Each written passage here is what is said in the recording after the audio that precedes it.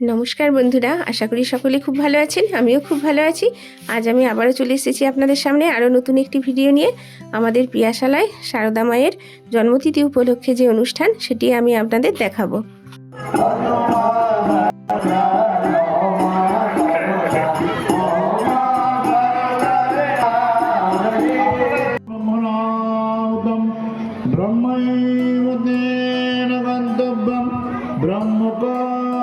সমাধিনম হরি ওম তৎসৎ।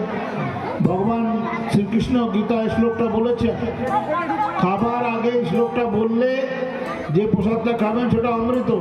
যারা বাইরে দাঁড়িয়ে আছেন আস্তে আস্তে ঢুকে যান ভেতরে, বাইরে সংকোচ করবেন না।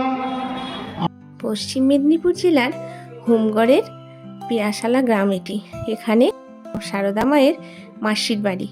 তো সেই জন্য প্রত্যেক বছর এখানে সারদা মায়ের জন্মতিথি উৎসব পালন করা হয়। তো দেখুন, মধ্যাহ্নে সকল ভক্তরা খিচুড়ি প্রসাদ পাচ্ছেন। এখানে মায়ের একটি মূর্তি তৈরি করে রাখা হয়েছে। দু সাইডে আছেন গৌর নিতাই। এটা সারা বছরই থাকে। আজ প্রায় 1000 ভক্ত এখানে প্রসাদ পাবেন। তো প্রত্যেক বছরই এখানে খিচুড়ি প্রসাদ খাওয়ানো হয়। তো তার জন্য দেখুন, সকল ভক্তরা মন দিয়ে সেই প্রসাদ রান্না করছেন এবং বড় বড় জায়গায় সব ঢেলে রাখা আছে খিচুড়ি। আর কত ভক্ত এসেছেন তাদের দেখুন, সব সাইকেলগুলি এখানে রাখা আছে।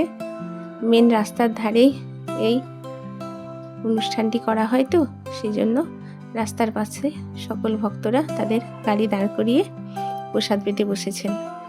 তো এরপর আমরা বাড়ির উদ্দেশ্যে রওনা হলাম।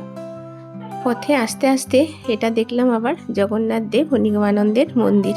এখানে আষাঢ় মাসে খুব বড় করে রথ উৎসব পালন করা হয়।